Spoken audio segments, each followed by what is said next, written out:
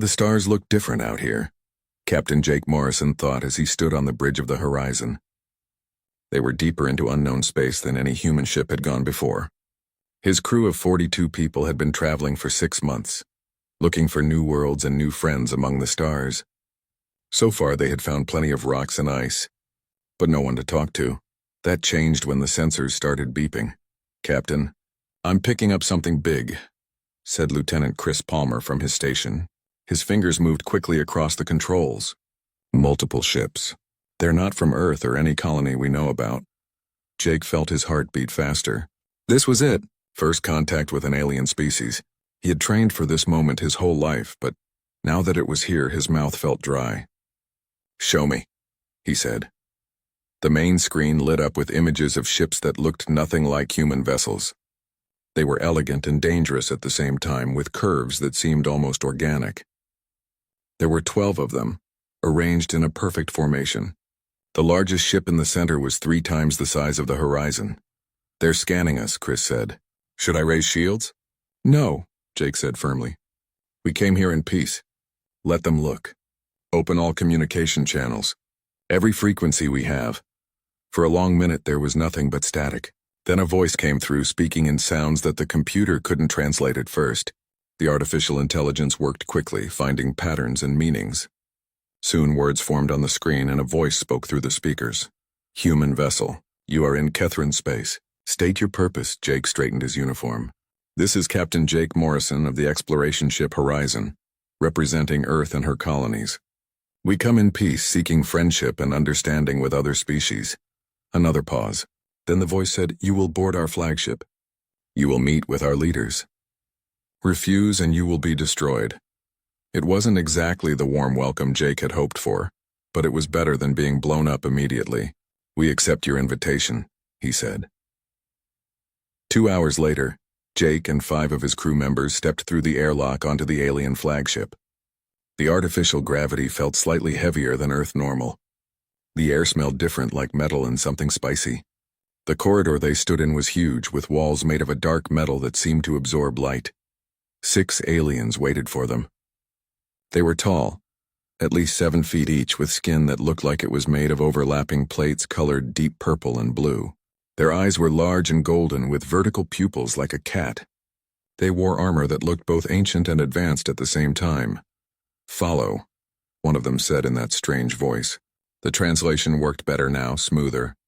They walked through corridors that were clearly built for beings much larger than humans. Engineer Amy Carter walked beside Jake, her eyes wide as she took in everything.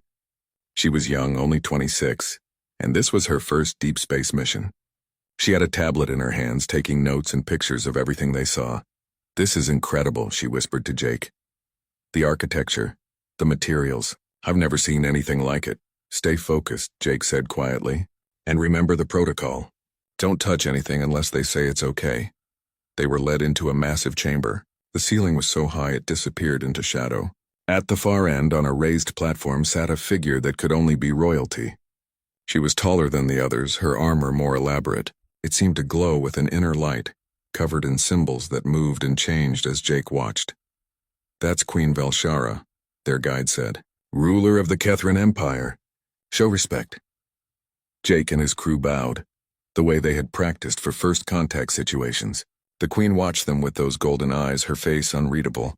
"Humans," she said. Her voice was deep and powerful. "You are far from your homeworld. Why do you wander our space?" Jake stepped forward. "Your Majesty, we seek only knowledge and friendship. Humanity has recently developed faster than light travel.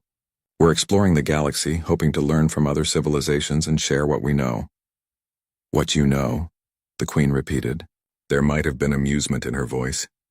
"What could a species so young know that would interest us?" "Perhaps more than you think," Jake said carefully. "Every species has unique perspectives.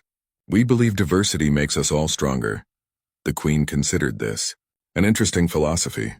We shall see if you practice what you preach. Come closer. You may examine our cultural artifacts. Perhaps you will learn something." They were led to display cases along the walls. Inside were weapons, tools, and pieces of armor. Each one looked like a work of art. Amy was drawn to one case in particular. Inside was a breastplate that seemed to be made of living metal. The symbols on it glowed and pulsed like a heartbeat. Beautiful, Amy breathed. She leaned in close, her reflection visible in the polished surface. Her hand reached out almost unconsciously, her fingers spreading to touch the glass, but there was no glass. Her fingertips brushed the metal of the breastplate. For just a second, the symbols flared bright white. Then alarms started blaring. The Kethrin guards moved with incredible speed, grabbing Amy and pulling her back. She stumbled, confused and frightened. "What did I do?" she gasped. The queen rose from her throne. The temperature in the room seemed to drop. Every Kethrin in the chamber had their hand on their weapon. The queen's voice was no longer calm and curious. It was cold as ice and hard as stone. "Who dared touch my armor?" she demanded. "Who violated the sacred bond?" Jake stepped in front of Amy. "Your Majesty, please." It was an accident. She didn't know. "Ignorance is no excuse," the queen said. She walked down from her platform, each step echoing in the silent chamber. She stopped in front of Amy, towering over her. "That armor has been worn by every queen of Kethrin for 5,000 years. It carries the spirits of my ancestors. It is bonded to the royal bloodline. No outsider may touch it, ever." Amy's face had gone pale. "I'm so sorry. I didn't see any barrier. I thought I was just looking." "The barrier is tradition," the queen said. "It is honor, it is law. You have committed a crime against the entire Kethrin people." Jake's mind raced. This was going wrong so fast. "Your Majesty, surely we can find a solution. This was an honest mistake made in ignorance of your customs." "Customs?" The queen's eyes flashed. "This is not custom. This is the foundation of our civilization.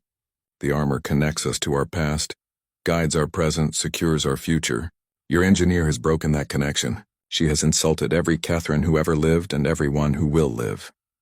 The guards surrounded the humans. Their weapons were drawn now, long blades that hummed with energy. "Please," Jake said. "There must be a way to make this right." "There is," the queen said. "Justice. Guards, take them to the holding cells. Send a message to the human territories. Tell them their explorers are prisoners of the Kethrin Empire. Tell them war may be the only answer to this insult." The humans were pulled away, their protests ignored. Amy was crying now, understanding the magnitude of what had happened. Jake tried to stay calm, tried to think of a solution, but his mind was blank with shock. They were thrown into a cell deep in the ship. The walls were solid metal, no windows, no way out. The door sealed behind them with a sound of finality. "I'm sorry," Amy said, her voice breaking. "I'm so sorry. I didn't know." "I just thought it was beautiful." Jake sat down heavily. His crew looked to him for answers, but he had none. "Not yet, it's not your fault," he said finally. "I should have been more careful. I should have asked more questions before we looked at anything." Lieutenant Chris Palmer paced the cell. "What are they going to do to us?" "I don't know," Jake admitted. "But we need to learn everything we can about these people. Their culture, their laws, their history. There has to be a way to fix this." Hours passed. No one came. The crew tried to rest, but sleep was difficult. Jake's mind kept going over everything that had happened, looking for clues, looking for answers. Finally, late in what might have been night, a Kethrin guard appeared at the door. He was older than the others, with scars on his plated skin that spoke of many battles. "Human captain?" he said quietly. "I should not speak with you. But I served the old queen, Velshara's mother. She believed in honor but also in mercy. Can you help us?" Jake asked, standing and approaching the door. "I can tell you this," the guard said. "The council debates your fate. Some want execution. Some want you sent home in disgrace with your ship destroyed as a warning. Some want war to show humans they cannot violate our sacred things. What does the queen want?" The guard was quiet for a moment. "The queen is torn. She is angry, rightfully so, but she is also curious about you humans. She has studied the records of your transmissions. Your species interests her. Is there any way to apologize? Any ritual or ceremony?" The guard looked around, making sure no one else was listening. "There is one way, an ancient tradition rarely used. It is called the Rite of Atonement. It allows one who has committed a grave offense to offer themselves in service, to prove their worth and their remorse." "How does it work?" "That is all I can tell you," the guard said. "To know more, you would need to ask the queen herself.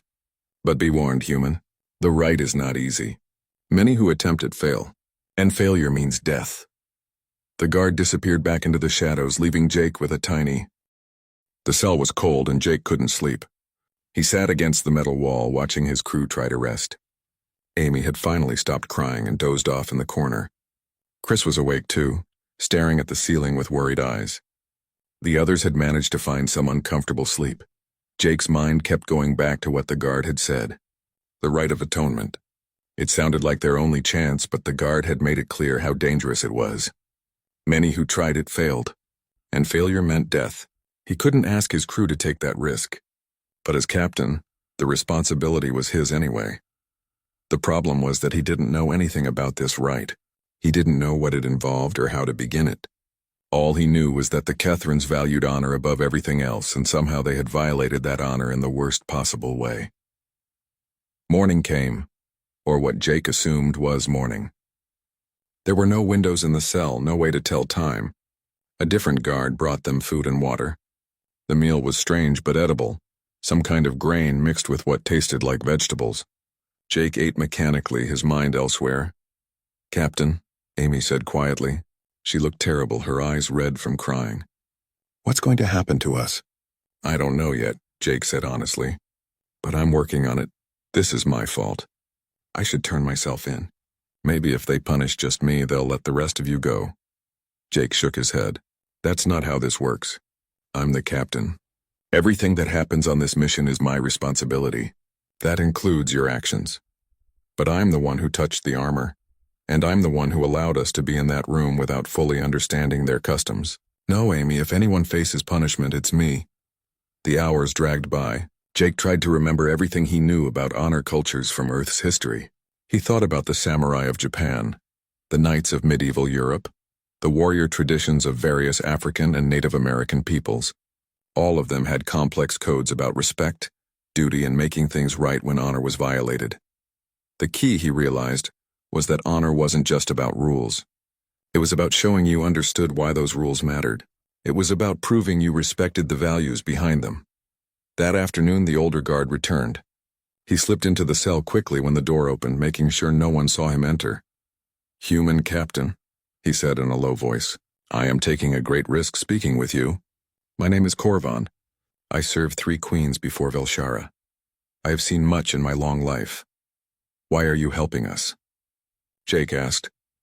"Because I believe the Kethran Empire can learn from your people, just as you can learn from us, and because I do not wish to see war over a misunderstanding." Korvan settled against the wall.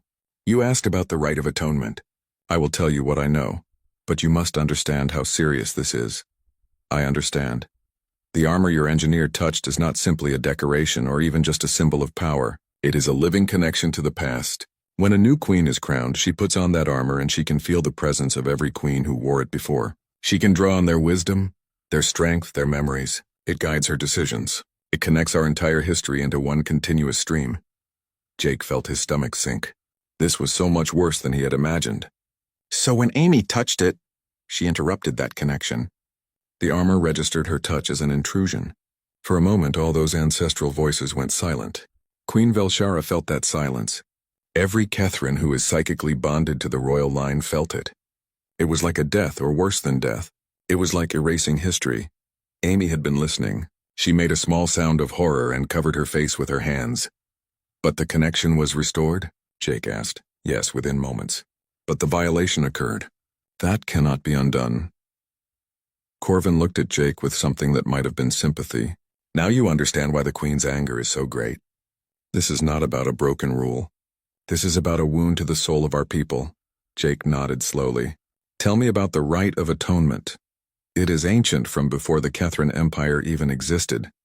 In the old days, when our people were divided into many clans, sometimes disputes arose that could not be settled with words or even combat. When one clan committed a terrible offense against another, they could invoke the rite. The offender would offer themselves completely to the offended party to prove through actions that they understood the harm they caused and wished to make it right." "What kind of actions?" "That is decided by the one who was harmed. Sometimes it involves trials of strength, sometimes trials of wisdom, sometimes trials of endurance or sacrifice. The point is to demonstrate genuine understanding and genuine change.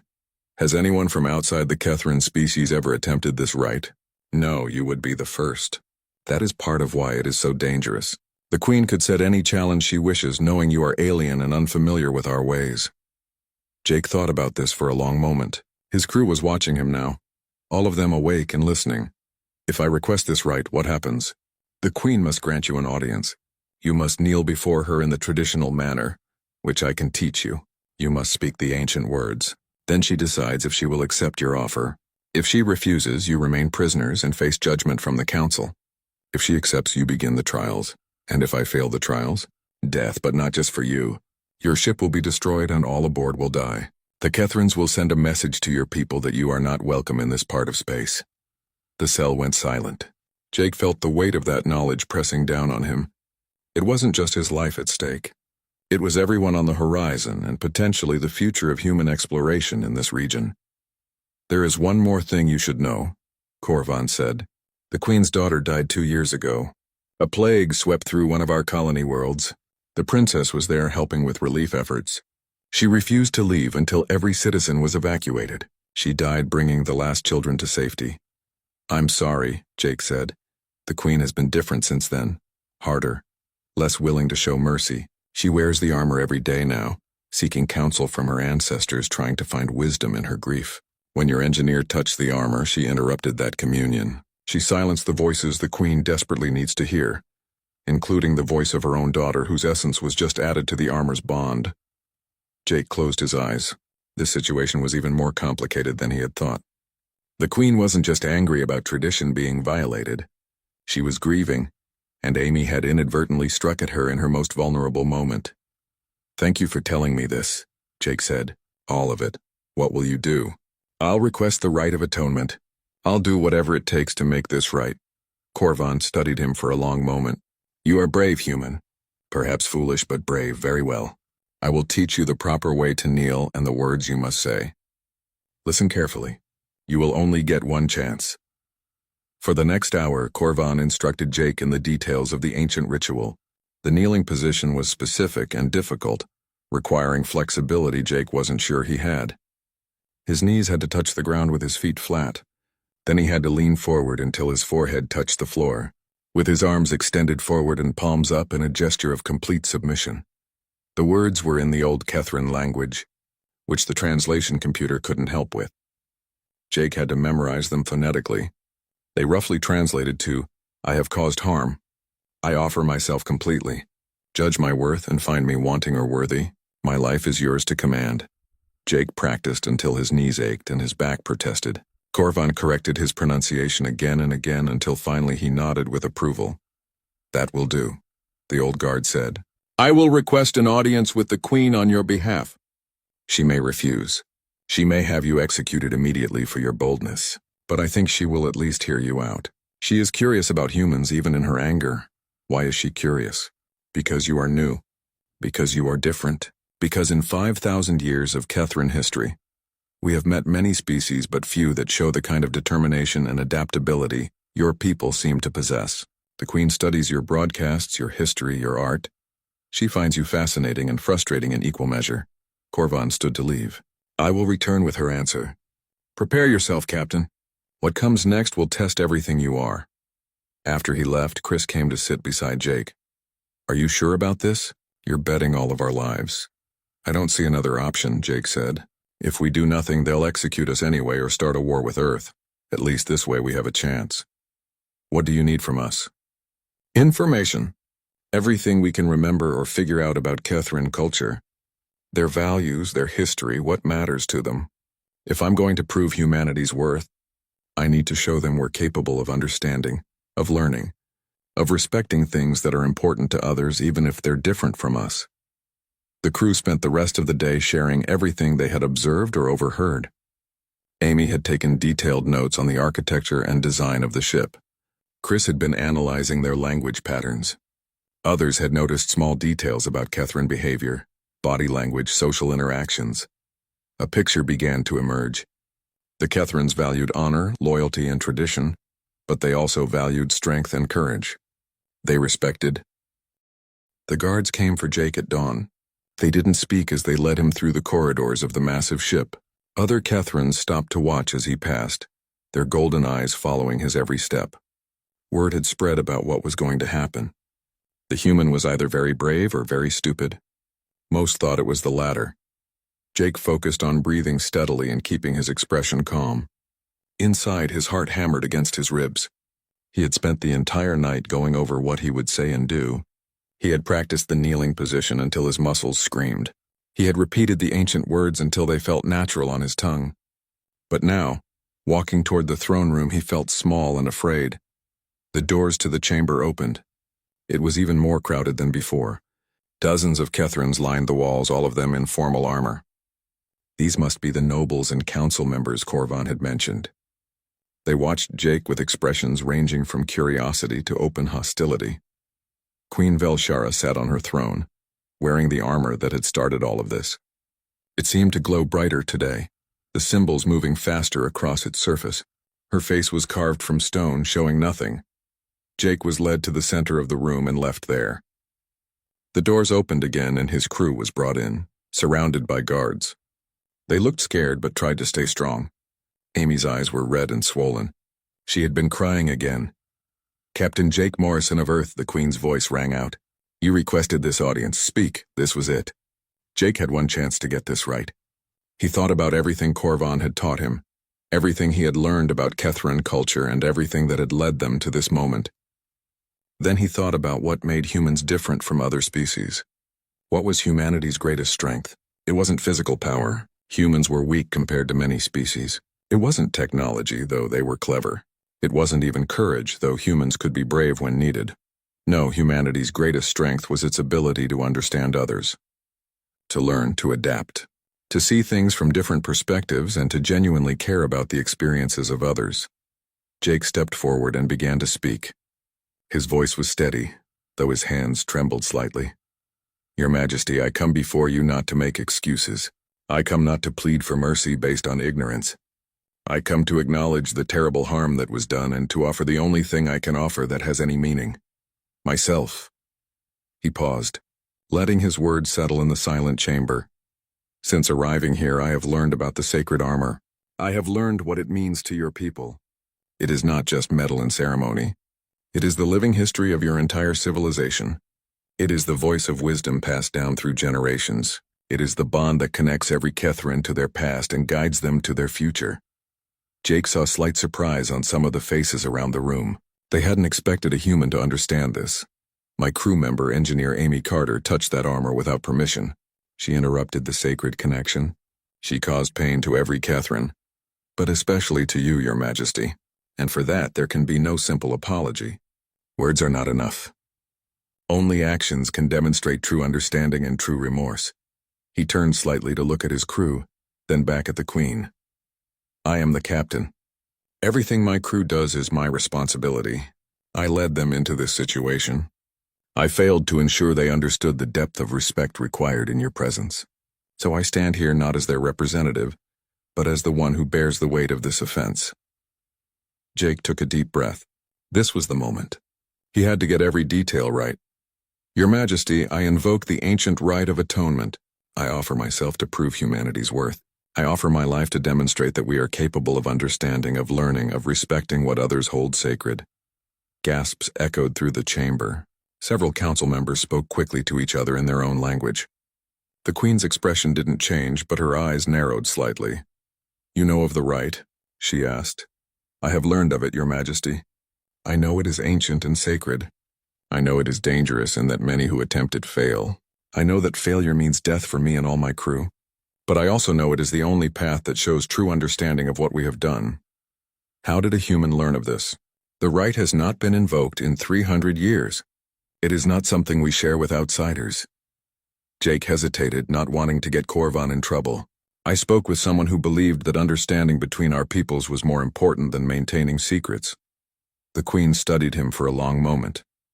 Then she said, "If you know of the rite, then you know what you must do to invoke it properly. Words alone are not enough. This was it." Jake stepped forward until he was directly in front of the throne platform. Then carefully he began to kneel in the traditional Kethran manner. It was harder than he remembered from practice. His knees protested as they touched the cold floor. He spread his feet flat as Korvan had shown him, feeling his thigh muscles strain. Then he leaned forward, extending his arms with palms facing up. and lowered his forehead to the floor. The position was incredibly uncomfortable and left him completely vulnerable. He couldn't see anything except the floor. He couldn't defend himself. He was offering absolute submission. The chamber fell completely silent. Even the whispered conversation stopped. Jake spoke the ancient words, his pronunciation careful and precise. Velkas Morthen. Sharval Kenthra. Morthas Velshin Kothran. Fel Morkas than Surval. I have caused harm. I offer myself completely. Judge my worth and find me wanting or worthy. My life is yours to command. The silence stretched on. Jake's back began to ache from the position, but he didn't move. He barely breathed. Everything depended on the next few moments. Finally, the Queen spoke. Her voice was different now, filled with something that might have been shock. You speak the old tongue. You perform the submission correctly. How is this possible? Because my people's greatest strength is our ability to learn, Your Majesty. To understand. To respect. Even when we fail at first, we are capable of recognizing our failures and striving to do better. Stand, the Queen commanded. Jake carefully rose to his feet. His knees complained and his back was stiff, but he managed to stand straight and meet the Queen's gaze. Velshara had stood from her throne and descended the steps. She circled Jake slowly, examining him like a warrior might examine a potential opponent. I am impressed, she admitted, and confused. No outsider has ever known of the rite, much less performed it. No one has invoked it in my lifetime or my mother's lifetime. She stopped in front of him, towering over him by nearly 2 feet. But you must understand what you are asking. The rite of atonement is not mercy. It is the hardest path. You will face trials that will test every aspect of what it means to be worthy. Strength, wisdom, understanding, sacrifice. If you fail even one trial, you and all your crew will die. Your ship will be destroyed, and humanity will be marked as unworthy of Kethran friendship. I understand, Your Majesty. Do you? Her golden eyes bore into his. Your species is young. You have barely left your home world. You know nothing of the dangers and challenges of this galaxy. You know nothing of what it takes to survive out here, where power and honor are the only currencies that matter. Then let me prove that humanity can learn those lessons, Jake said. Let me show you that we are more than curious children stumbling through space. We may be young, but we are capable of growth. We may be weak, but we are capable of courage. We may be ignorant, but we are capable of wisdom. One of the council members, an older Kethran with elaborate armor, stepped forward. Your Majesty, this is foolishness. The human speaks well, but words mean nothing. They violated our most sacred tradition. Execute them and be done with it. Lord Carthen speaks truth in one thing, another council member added. Words are easy. The rite requires more than pretty speeches. It requires strength we have no reason to believe these humans possess. The Queen raised a hand, silencing them. She turned back to Jake. You offer yourself. But your engineer was the one who committed the offense. Why should you face the consequences? Because I am responsible for every action of my crew. Their successes are mine. Their failures are mine. That is what it means to be a captain, Your Majesty. To bear the weight of responsibility for those in your care. Something flickered in the Queen's eyes at those words. The weight of responsibility, she repeated softly. You speak as if you understand that burden. I do, Your Majesty. I have lost crew members before. Good people who trusted me to lead them safely. Their deaths are weights I carry every day. I see their faces in my dreams. I question every decision I made that led to their loss. That is the burden of command. That is the price of responsibility. The Queen was quiet for a long moment. When she spoke again, her voice was softer, almost thoughtful. You speak of loss, of responsibility, of bearing weight for others. She touched the armor she wore. Perhaps you understand more than I expected. She turned to face the assembled council. Captain Jake Morrison has invoked the ancient rite of atonement. He has performed the submission correctly and spoken the words of offering. By our oldest laws, I am bound to give answer. I can accept or refuse. The council waited. The entire chamber seemed to hold its breath. I accept, the Queen said. Jake stood in the center of the combat arena, trying not to show how terrified he felt. The space was huge, easily the size of a football field with a floor made of some kind of textured metal. Balconies rose on all sides, filled with Kethrans who had come to watch the human fail. Their voices echoed off the walls, a constant rumble of conversation and speculation. He wore simple combat clothes that the Kethrins had provided. They fit poorly, made for someone much larger than him. His crew sat in one section of the balcony surrounded by guards. Amy looked sick with worry. Chris was trying to appear confident but failing. Corvin had visited Jake earlier that morning. The old guard had brought what help he could, which wasn't much. "The champion will be faster and stronger than you," Corvin had said. "Do not try to match their power. You will lose instantly. Your only advantage is that you are different. You think differently. You move differently. Use that." "Any other advice?" Jake had asked. "Yes, remember that this is not about winning. It is about proving your worth. Show courage. Show intelligence. Show that humans are resourceful and determined. Even in defeat, you can earn respect." Now, standing in the arena, Jake repeated those words to himself. This wasn't about winning. It was about showing what humans were capable of. It was about proving that humanity deserved a place among the stars. The crowd noise suddenly dropped. Queen Velshara entered the royal box, the sacred armor gleaming. She raised one hand and complete silence fell.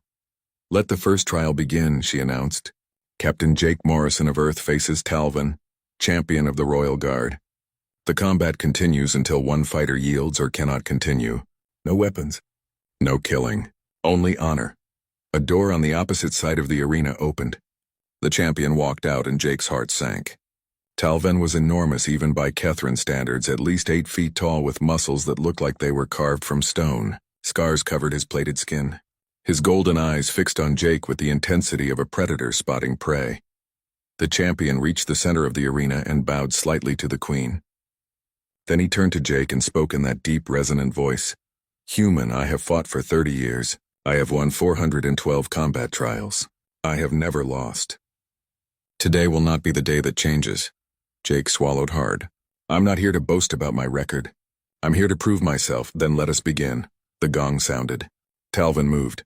Jake had expected the Kethrin to be fast, but this was beyond anything he had imagined. One moment Talvin was 10 feet away, the next he was right in front of Jake, a massive fist driving toward his face. Jake dropped and rolled, purely on instinct. The fist passed through the space where his head had been, close enough that he felt the air move. He came up running, putting distance between them. The crowd roared with laughter. The human was running away like prey. How pathetic, but Jake wasn't panicking. His mind was working furiously. Talvin was bigger, stronger, and faster. In a straight fight, Jake would lose in seconds. But Corvin had been right. Jake needed to think differently. Talvin charged again, closing the distance in massive strides. This time Jake didn't run. As the champion's arm swung toward him, Jake stepped inside the reach, getting close to the larger fighter's body. The punch passed over his head. Jake drove his elbow into Talvin's ribs. It was like hitting solid rock. Pain shot up Jake's arm. But the champion grunted, surprised. He hadn't expected the human to move toward him instead of away. Talvin grabbed for Jake, but Jake was already moving, staying close where the longer reach was less useful. He struck again, targeting the same spot on the ribs. Then again. None of the hits were doing real damage, but they were annoying the champion. With a growl of frustration, Talvin swept his arm in a wide arc that caught Jake across the chest and sent him flying. Jake hit the ground hard, sliding across the metal floor. The wind was knocked out of him and his chest felt like it was on fire. He forced himself to stand. His vision swam for a moment, but he shook it off. The crowd had gone quieter. The laughter had stopped. "Interesting," Talvin said. "You are small and weak, but you are clever. You use your size against me. I use what advantages I have," Jake managed to say. They circled each other. Jake's mind raced. Getting close had worked once, but Talvin would be ready for it now. He needed a different approach. The champion attacked again, but this time with more caution, keeping his arms closer to his body. Jake feinted left, then dove right, rolling across the floor. As he came up, he was near one of the arena walls. An idea formed. It was risky, maybe stupid, but it was all he had. Jake ran toward the wall and jumped, using it to push off and gain height. He twisted in midair, narrowly avoiding Talvin's grabbing hands, and managed to get behind the champion. Before Talvin could turn, Jake jumped onto his back. The champion roared in surprise and anger.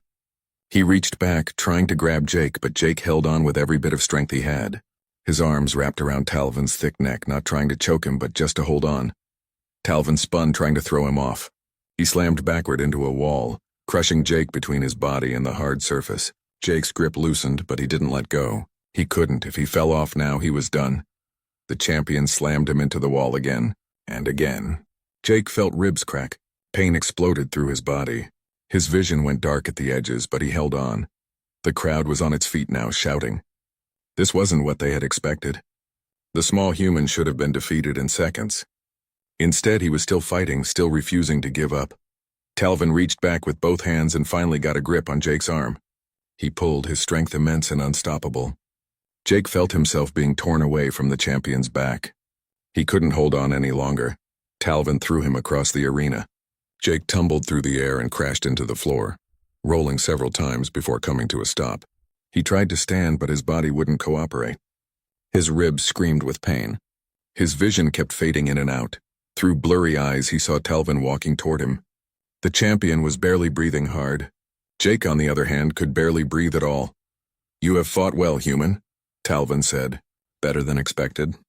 You are worthy of respect. But this is over. Yield now and you may survive. Jake pushed himself up to his knees. Every movement was agony. Blood ran from a cut on his forehead and he was pretty sure at least 2 ribs were broken. But he wasn't done yet. He couldn't be done, no, he gasped. Not yet. He forced himself to stand. His legs shook. His balance was off. But he raised his fists and took a fighting stance. The crowd fell completely silent. Even Talvin seemed surprised. Why do you continue? The champion asked. You cannot win. You can barely stand. There is no shame in yielding to a superior opponent. It's not about winning, Jake said. His voice was weak but determined. It's about not giving up. It's about showing that humans don't quit even when we should, even when it's hopeless. We keep fighting. Talvin studied him for a long moment. Then, unexpectedly, he smiled. I understand, the champion said. He bowed deeply, a gesture of real respect. You have proven your courage, Captain Jake Morrison. You have nothing left to prove to me. He turned to face the royal box and raised his voice. Your Majesty, I declare this trial complete. The human has shown courage beyond his physical limitations. He has earned honor in defeat. Queen Velshara stood. She looked at Jake, still barely able to stand, still refusing to fall. Something in her expression softened just slightly. The first trial is complete, she announced. Captain Morrison is not one, but he has proven that humans possess courage and determination. He has shown that your species does not yield easily. This is worthy of note. She gestured and medics rushed into the arena. They helped Jake down to the floor, checking his injuries. 2 broken ribs, multiple bruises, and a concussion. They gave him something for the pain and began wrapping his ribs. His crew was allowed to come down from the balcony. Amy reached him first, tears streaming down her face. That was insane, she said. You could have been killed. But I wasn't, Jake said. He tried to smile, but it turned into a wince of pain. 1 trial down. 2 to go. Chris knelt beside him. Can you really continue? You can barely move. I'll heal. The medic said nothing is permanently damaged. I just need rest. Corvan appeared, pushing through the crowd. He looked at Jake with something that might have been pride. You did well, human captain. Very well. The crowd expected you to yield immediately or be knocked unconscious in seconds. Instead, you fought with intelligence and heart. You have earned the respect of many here today, including Talvin himself. That is no small thing. What about the Queen? Jake asked. She is impressed, though she will not say so openly. But there is a long tradition in Kethrin culture. When a warrior shows exceptional courage in defeat, they are offered healing and rest before the next challenge.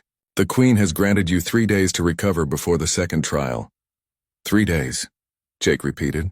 What will the second trial be? A test of wisdom. You will be given a problem that has plagued the Kethrin Empire for many years. You must provide a solution that the Queen and her council find acceptable. This will be much harder than physical combat. Strength is simple. Wisdom is complex. They helped Jake back to the cell where a real bed had been provided. 3 days passed in a blur of pain, healing, and study.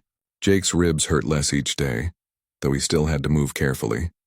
The Kethrin medics were good at their work. They had given him medicines that helped his bones heal faster than would have been possible on Earth. But physical healing was the easy part. Jake spent most of his time trying to prepare for the wisdom trial.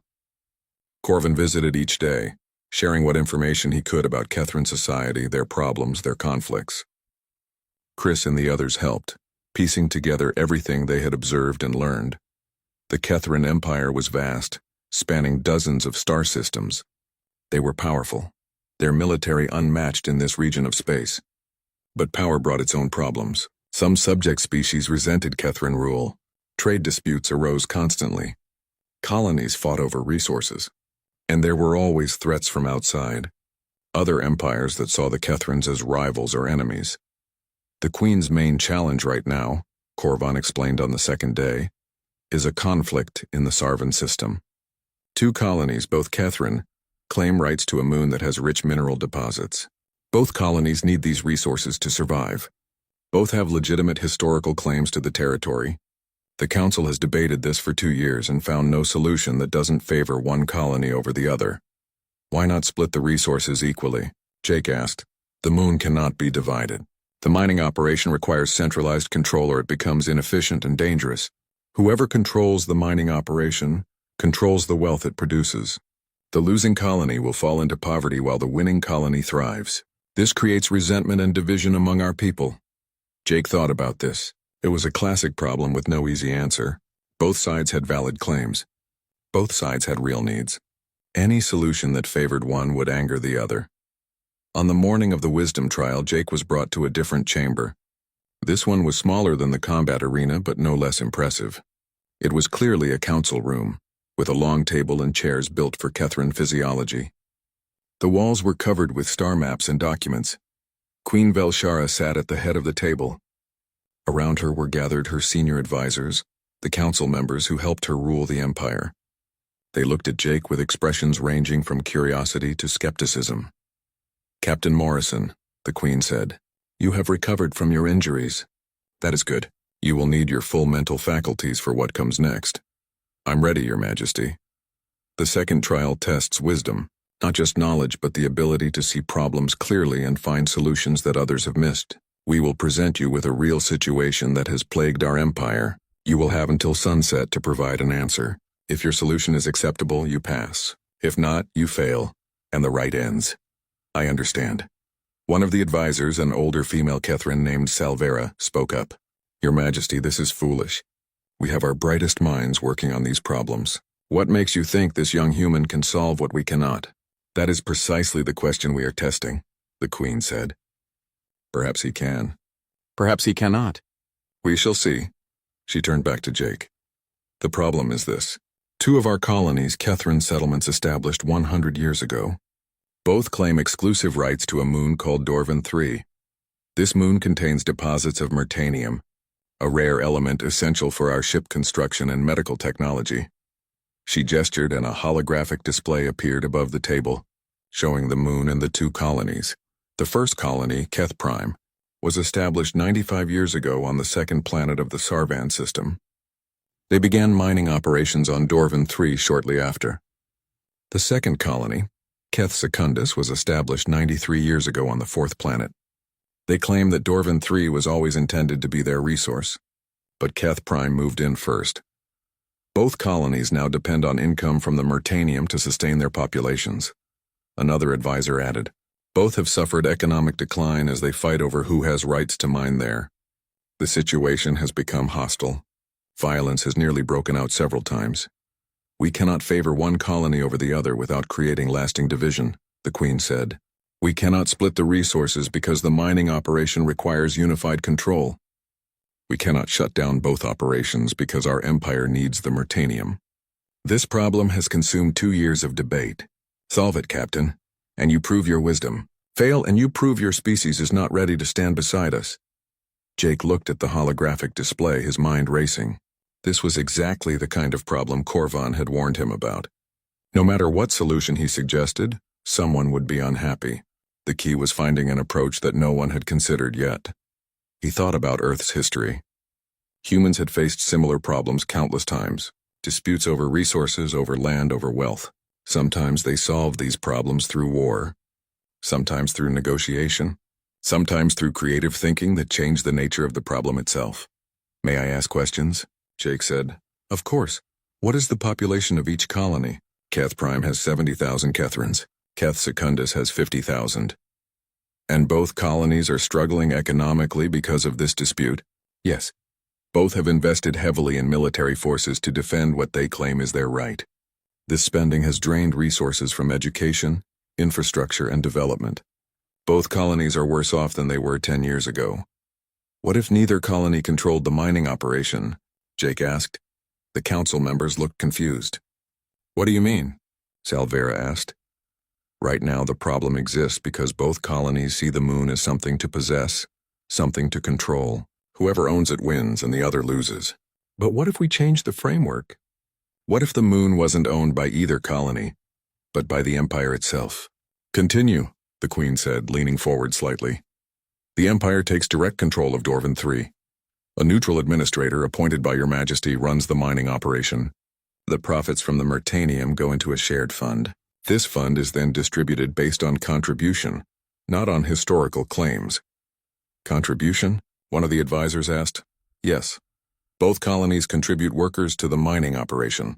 Both contribute support services, transportation, processing facilities, whatever is needed. The profits are distributed based on how much each colony contributes to making the operation successful. If Keth Prime contributes 60% of the labor and support, they receive 60% of the profits. If it's 50-50, the profits are split evenly. Jake walked around the table as he spoke, his excitement growing. This way, neither colony owns the moon, but both have a direct stake in its success. They're not fighting each other for control. They're working together. And whoever works harder benefits more. It changes the conflict from a zero-sum game where one wins and one loses into a cooperative situation where both can win by contributing. The room was quiet. The council members looked at each other. Some seemed intrigued. Others looked skeptical. What prevents one colony from contributing more simply to take a larger share? Salvera asked. Nothing, and that's the point. If Keth Prime wants more of the profits, they contribute more. If Keth Secundus wants to match them, they contribute equally. The competition becomes about who can contribute most effectively, not who can claim the strongest historical right. Over time, as both colonies work together on this project, the hostility should decrease. They become partners instead of rivals. And the neutral administrator, the Queen asked, should be someone respected by both colonies, perhaps someone from your royal guard, someone with no ties to either settlement. Their job is to ensure fair accounting of contributions and fair distribution of profits. They report directly to Your Majesty, so neither colony can claim favoritism. Another long silence. Then Lord Carthan, the advisor who had argued for Jake's execution, spoke up. It is an interesting idea, unconventional. It goes against our tradition of territorial claims, but I see no obvious flaw in the logic. It requires both colonies to trust the system, Salvera pointed out. Trust that the accounting will be fair. Trust that the administrator will not favor one over the other. Then make the accounting transparent, Jake said. Public records that both colonies can audit. Regular inspections. Build trust through openness. The Queen stood and walked to the holographic display. She studied it silently for several minutes while everyone waited. Finally, she spoke. This solution would have been unthinkable to us. We think in terms of ownership, of territory, of clear boundaries between what is mine and what is yours. But the humans suggest a different approach. Shared responsibility, shared benefit, competition through contribution rather than through force of claim. She turned to face her council. What say you? Is this solution acceptable? The advisors looked at each other. One by one they nodded. It is unconventional, Salvera admitted, but it may work. It addresses the core problem while giving both colonies a path forward. I vote to accept this solution. The others agreed, some enthusiastically, some reluctantly. But all of them acknowledged that Jake had provided something they hadn't considered before. Queen Velshara turned back to Jake. You have passed the second trial. Your solution is not perfect and implementation will be challenging. But the transport took Jake to the surface of a planet he hadn't seen before. It was beautiful in a harsh way, with red rocks and purple vegetation under a sky that shifted between orange and pink. Queen Velshara accompanied him, along with several guards and advisors. No one spoke during the journey.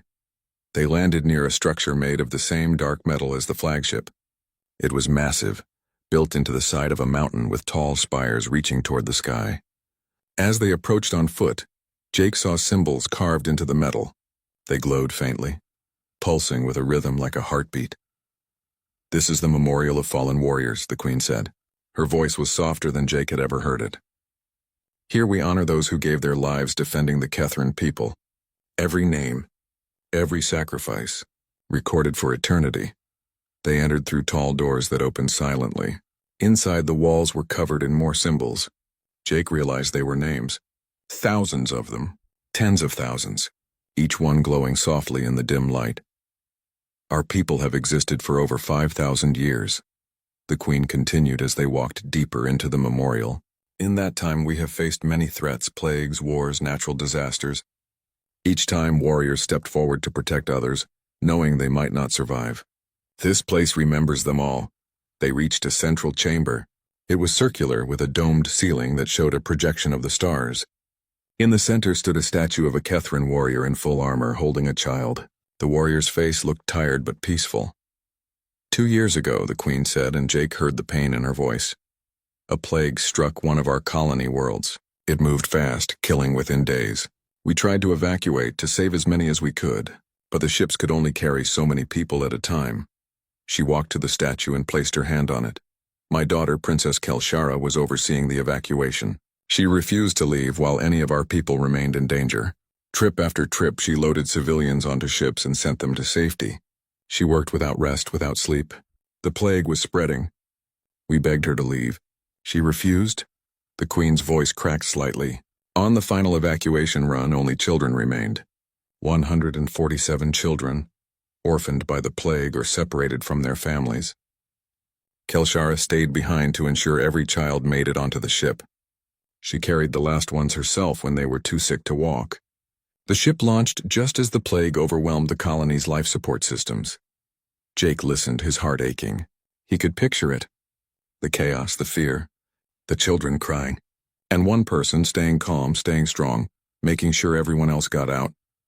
She got every child to safety, the Queen said, but she had been exposed to the plague too many times for too many hours. She died 3 days later, despite every medical treatment we could provide. She was 28 years old. She was my only child. She was the future of our people.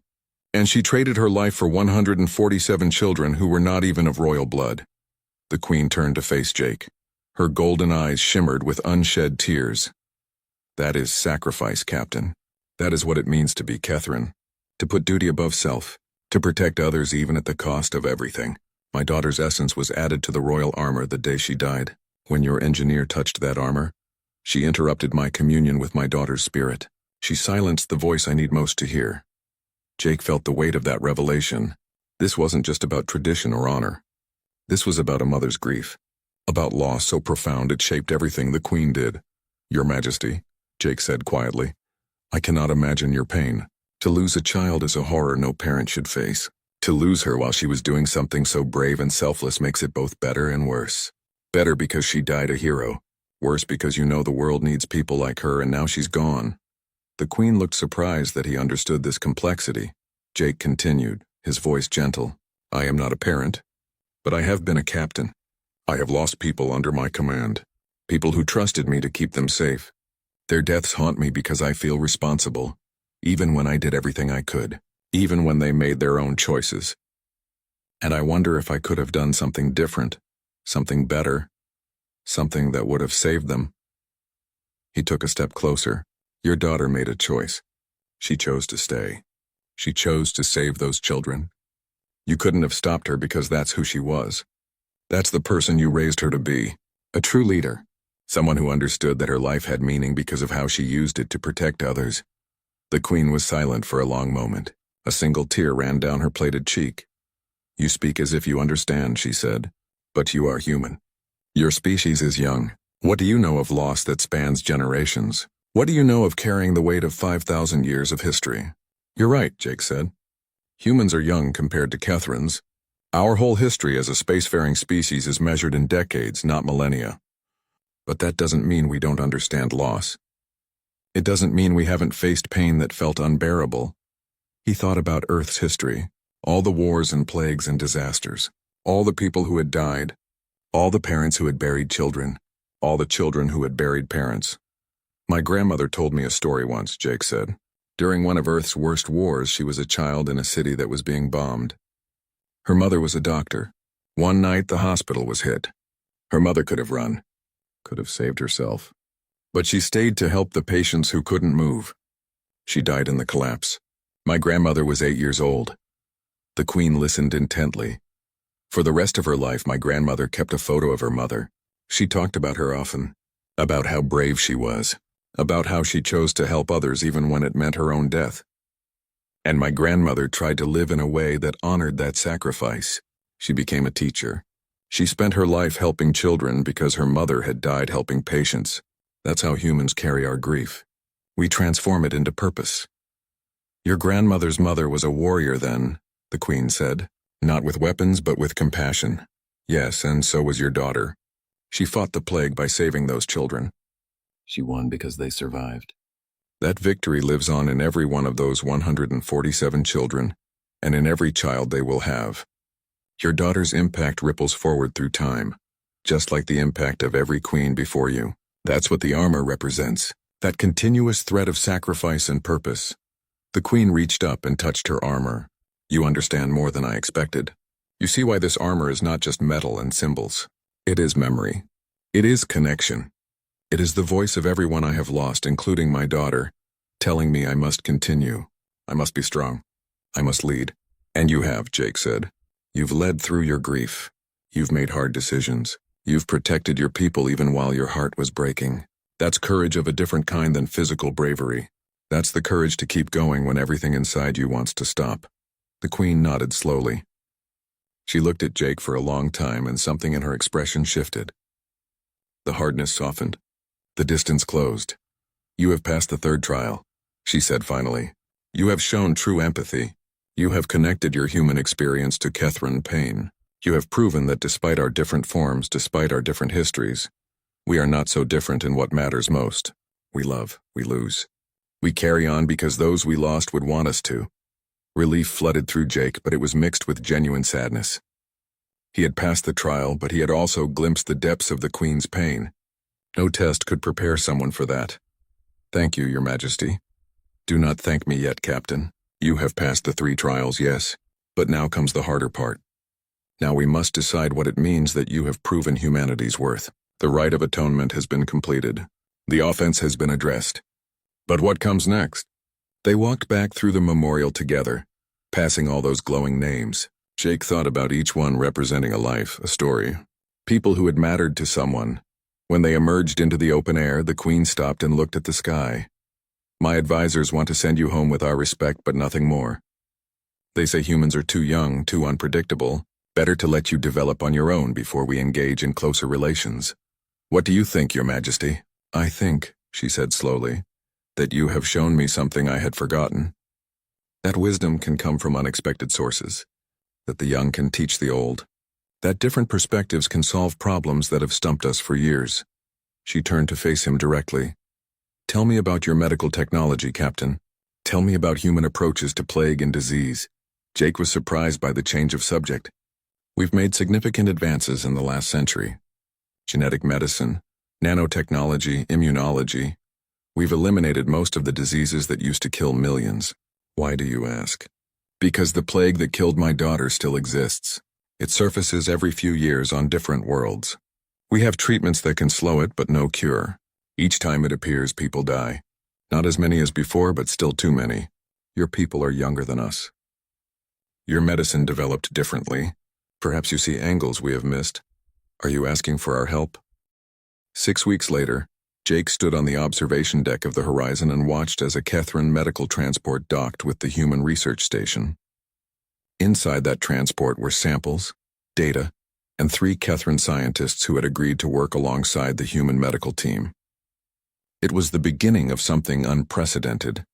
Dr. Peter Lawson, the head of the Horizon's medical staff, was practically vibrating with excitement. He was a short man with gray hair and endless energy for solving medical puzzles. When Jake had first told him about the plague, Peter's eyes had lit up with the kind of enthusiasm only scientists understood. This is incredible, Peter had said, scrolling through the Catherine medical data. Their approach to immunology is completely different from ours. They focus on enhancing natural resistance while we focus on teaching the immune system to recognize specific threats. If we combine these approaches, we might be able to create something neither species could develop alone. Now, Watching the scientists meet for the first time, Jake felt hope growing in his chest. The Kethrans were wary but curious. The humans were excited and welcoming. Language barriers existed, but the translation technology was getting better every day. More importantly, both groups shared the same goal: stopping a plague that killed innocent people. Queen Velshara had returned to Kethran space, but she had left Korvan as an observer and liaison. The old guard had become something like a friend to Jake over the weeks. He stood beside Jake now, watching the scientists interact. "They are so different," Korvan said. "Your people move quickly, speak rapidly, gesture constantly. Our people are more deliberate, more formal, yet already they find ways to communicate, to understand each other. That's what makes cooperation work," Jake said. "You don't need to be the same. You just need to respect the differences and find common ground." The first week was challenging. The scientists struggled with different methodologies, different equipment, different assumptions about how biology worked. But slowly they began to find their rhythm. The Kethrans appreciated the humans' willingness to try unconventional approaches. The humans appreciated the Kethrans' deep historical knowledge and meticulous record-keeping. Peter came to Jake at the end of the second week, his face tired but excited. "We found something. The plague has a dormancy mechanism that makes it nearly impossible to eliminate completely. It hides in the nervous system, waiting for the immune system to weaken before attacking again. That's why Kethran treatments slow it but don't cure it. They're fighting the active infection but missing the dormant stage. Can you fix that?" "We think so. Human medicine has dealt with dormant viruses before. Things like herpes or chickenpox that hide in nerve cells. We've developed techniques to target those dormant stages. Combined with Kethran methods for boosting overall resistance, we might be able to hit the plague from both angles at once. Active and dormant. Complete elimination instead of just treatment. How long until you know if it works? We need to test it. First in the lab, then in controlled trials. If everything goes perfectly, maybe 3 months before we have something we can use on real patients." 3 months felt like an eternity when people were dying. But it was also incredibly fast for developing a new treatment. Jake reported the progress to Queen Velshara, who received the news with cautious optimism. "Your doctor is confident?" she asked over the communication link. "He is, but he's also careful. He won't promise anything until the testing is complete." "Good. False hope is worse than no hope. I will wait for certainty." The work continued. Days turned into weeks. The scientists worked long hours, driven by the knowledge that every day they delayed meant potential deaths if the plague appeared again. The Kethran and human teams grew closer, learning to appreciate each other's strengths. They shared meals, though human food and Kethran food were quite different. They shared stories about their home worlds. They became not just colleagues, but friends. Amy Carter, the engineer whose mistake had started this whole crisis, spent time with the Kethran scientists.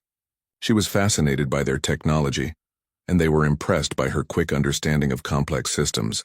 One of the Kethrans, a younger scientist named Torvan, taught her about the sacred armor's construction. "It is not just metal," Torvan explained. "It is grown, not built. We use techniques passed down for thousands of years. The metal is alive in a sense, capable of bonding with the wearer's neural patterns. That is why touching it was such a violation. You were touching something that was part of the Queen herself." "I understand now," Amy said quietly. "I wish I had known then. I would never have reached out. But if you had not, would we be here now? Would our peoples be working together?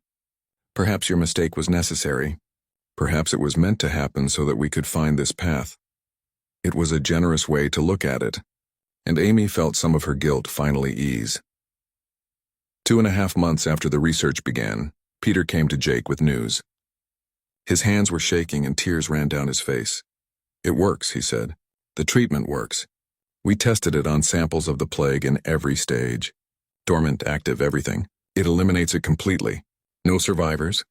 No hidden reservoirs. It's gone." Jake grabbed Peter's shoulders. "You're sure?" "As sure as we can be without human trials.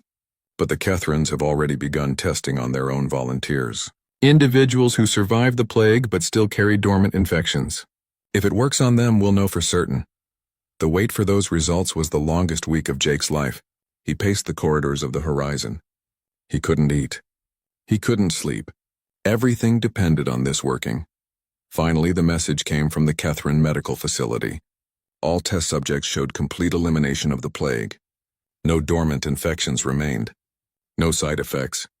The treatment was safe and effective. Queen Velshara requested an immediate meeting. When her face appeared on the communication screen, Jake saw that she had been crying. For a moment he worried something had gone wrong. Then she spoke. "Captain Morrison, Dr. Lawson, your team and our team together have accomplished what we could not do alone. You have created a cure for the plague that killed my daughter and so many others. You have given us a weapon against an enemy we have fought for 20 years. Her voice broke slightly. You cannot give me back my daughter.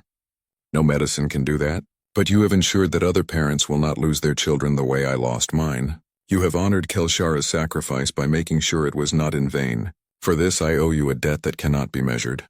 "Your Majesty," Jake said, "we didn't do this for debt or obligation. We did it because it was right. Because people were suffering and we could help. That's what friends do."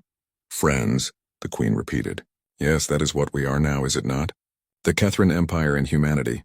Friends, allies, partners in making the galaxy a better place. If you'll have us, Your Majesty, I will more than have you. I will stand beside you. I will introduce you to the other powers in this region of space as a species worthy of respect and friendship. I will help you navigate the complexities of galactic politics. And in return, I ask only that you continue to be what you are. Curious, compassionate, willing to help when help is needed." The treaty was signed 3 weeks later. It was a historic occasion. Queen Velshara came to Earth herself, the first Kethrin ruler ever to visit humanity's homeworld. She brought an honor guard and several advisors, including Korvan. They toured Earth's capitals, met with human leaders, and marveled at how different Earth was from Kethrin worlds. "Your planet is so green," the Queen observed as they stood on a hill overlooking a forest. "So wet, so full of diverse life. It is beautiful in a way our worlds are not." "Different doesn't mean better or worse," Jake said. "Just different. That's what makes the galaxy interesting." The formal ceremony took place in front of representatives from both species. The Queen wore her sacred armor, which now had a new addition. A small symbol had been added to the breastplate, designed jointly by human and Kethrin artists. It represented the partnership between their peoples and the hope for continued cooperation. As part of the ceremony, Queen Velshara asked Amy Carter to step forward. Amy looked terrified, but she walked to the center of the gathering. "Engineer Carter," the Queen said, her voice carrying to everyone present. "You made a mistake that nearly caused war between our peoples. You violated our most sacred tradition through ignorance, but your mistake also opened a door that had been closed. It forced us to look at humans not as curious children to be dismissed, but as potential equals to be understood." She held up a small piece of metal that gleamed with the same strange light as her armor. "This is a piece of the royal armor, freely given. It carries a small part of the bond, a tiny echo of the voices of our ancestors. I give it to you not as forgiveness for your offense, but as recognition of what followed. You have worked tirelessly these past months to understand our culture. You have befriended our scientists. You have shown genuine remorse and genuine growth. Wear this as a symbol that you are a friend of the Kethrin people." Amy took the piece with shaking hands. Tears streamed down her face. "Your Majesty, I don't deserve this. Perhaps not. But you have earned it through your actions since that day. That is what matters. Not the mistake, but how you